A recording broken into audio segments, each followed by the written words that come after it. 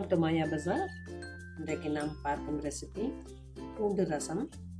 சீரகம் 1 டீஸ்பூன், மிளகு 1 டீஸ்பூன், கொத்தமல்லி 1/4 டீஸ்பூன், வரமிளகாய் 1, கருவேப்பிலை கொஞ்சம், பூண்டு 8 பல்.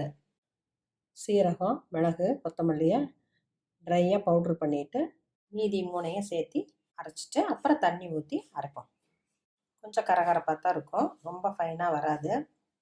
மிக்சியில் அரைச்சி எடுத்தாச்சு. புளி ஒரு எலுமிச்சம்பழம் அளவு வச்சுருக்கேன். இதை கழுவி வார்ம் வாட்டரில் ஊற வச்சு கரைச்சி ஃபில்ட்ரு பண்ணி வச்சுக்குவோம். புளியை கரைச்சி எடுத்தாச்சு. மிக்சியில் அரைச்ச விழுதை அதில் சேர்த்திடலாம். கடாயில் 1 டீஸ்பூன் நல்லெண்ணெய் விட்டுருக்கேன்.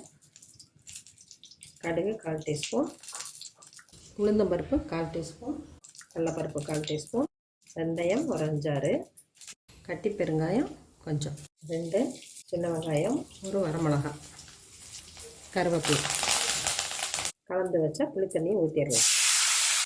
தேவையான அளவு உப்பு, கொஞ்சம் தண்ணி ஊற்றிக்கலாம். இதை மூடி போட்டு வச்சிடணும். மீடியம் ஃப்ளேம்லேயே இருக்கட்டும். அப்போ தான் அந்த புளி வாசம் இல்லாமல் இருக்கும்.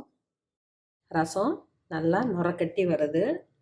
இது லேசாக பிரிஞ்சு கொதி வந்தோடனே நம்ம ஆஃப் பண்ணிடணும். ரொம்ப கொதிக்க விடக்கூடாது, அந்த நுரையும் இருக்கணும். அப்போ தான் ரசம் மணமாக இருக்கும். இப்போ ஆஃப் பண்ணிடலாம். பூண்டு ரசம் ரெடி ஆயிடுச்சு. இதை வெள்ளாங்காய் பூண்டு ரசம்னு சொல்லுவாங்க. காய்ச்சல் வந்தவங்களுக்கு, வாய் கசப்பாக இருக்கவங்களுக்கு, ப்ரெக்னென்சியில் இருக்கவங்களுக்கு, அவங்களுக்கெல்லாம் இந்த ரசம் வச்சு கொடுத்தோம்னா நல்லா சாப்பிடுவாங்க. குழந்தைகளுக்கு தாய்ப்பால் கொடுக்கும். இளம் தாய்மார்களுக்கும் இதை கொடுத்தா நல்லா பால் சுரக்கும். நிறைய பூண்டு போட்டிருக்கறனால டைஜஷன் ஆகும். குழந்தைகளுக்கு கொடுக்குறப்ப மிளகாய் வேணால் அவாய்ட் பண்ணிடலாம், காரம் கொஞ்சம் கம்மியாக இருக்கும். குடிக்கிறதுக்கு ரசம் கொடுத்தாலும் பெரியவங்களுக்கு பிடிக்கும். செஞ்சு பாருங்கள், சாப்பிட்டு பாருங்கள். தேங்க்யூ.